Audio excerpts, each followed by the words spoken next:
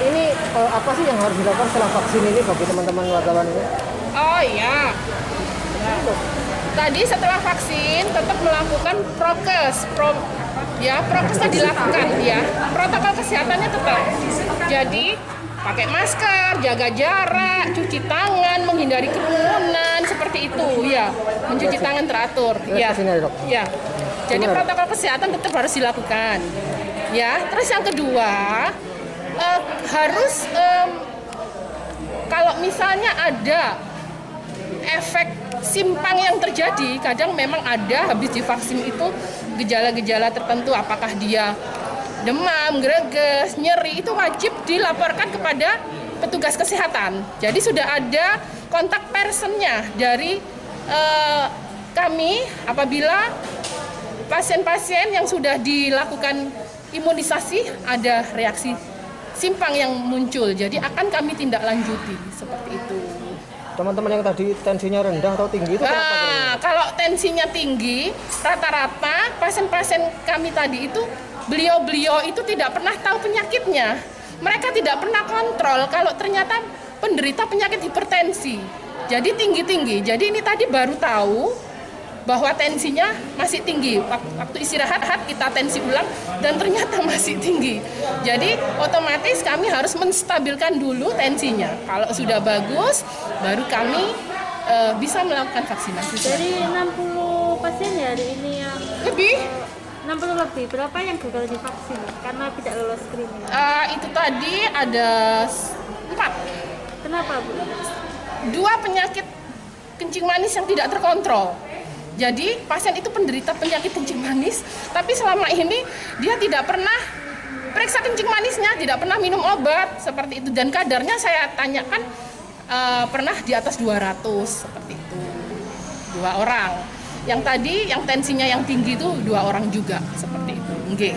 Terus kalau yang tensinya tinggi itu harus apa yang harus dilakukan, Dok? Agar yang jelas setelah vaksin ini tadi sudah saya menjelaskan bahwa harus berobat ke fasilitas kesehatan agar ditata laksanai agar tensinya menjadi normal. Nanti minum obat teratur, terus ya pola hidup sehat seperti diet rendah garam, yang gemuk diturunkan berat badannya. Nanti apabila sudah bagus bisa turun, kita bisa melakukan vaksinasi. Jadi juga ada sempat yang rendah. Oh iya, kalau yang rendah tadi ada sedikit masalah, memang ada yang nggak sarapan datang dengan geliang seperti itu. Jadi habis dikasih sarapan ternyata tensinya naik lagi seperti itu. Tadi ada yang sampai rendah tuh sampai berkali-kali tensi ya? Iya, itu kebiasaan dia mungkin nggak olahraga ya pada saat tadi dirangsang untuk aktivitas kok ternyata bisa naik lagi. Jadi saya tanyai tadi memang aktivitas rutin exercise olahraga tidak dilakukan seperti itu. Yang sampai muntah-muntah tadi kenapa sih, Dok? Ada yang mual sampai muntah tadi. Setelah disuntik. Setelah divaksin. Saya apakah dia tadi sarapan atau enggak? Apakah dia memang punya lambung sebelumnya? Seperti itu juga bisa. Tapi kalaupun itu sebagai efek simpang dari vaksinasi ya enggak apa-apa, kita bisa melakukan pencatatan. Kadang-kadang memang vaksin ada efek simpangnya seperti itu. Tapi kita pantau kalau dia sudah membaik ya enggak apa-apa, bisa setengah jam kemudian dipulangkan. Faktor nervous, ketakutan gitu pengaruh nggak sih, Dok? Ya bisa saja karena ada namanya kecemasan, ketakutan karena vaksin itu bisa.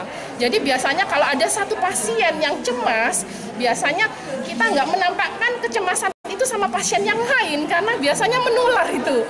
Jadi kalau sudah ada yang cemas teriak-teriak gitu, mending kita tutup, kita sendirikan biar nggak tampak oleh pasien lain, karena memang kecemasan itu mempengaruhi pasien yang lain tuh ikut cemas juga seperti itu. Termasuk orang yang trauma sama jarum suntik gitu? Iya bisa, kita tenangkan dulu, iya, karena bisa shock juga dia pada saat dia ketakutan, kita paksa untuk suntik bisa juga shock kayak gitu. Jadi kita tenangkan dulu agar dia bisa menerima suntikan dengan nyaman seperti itu ya.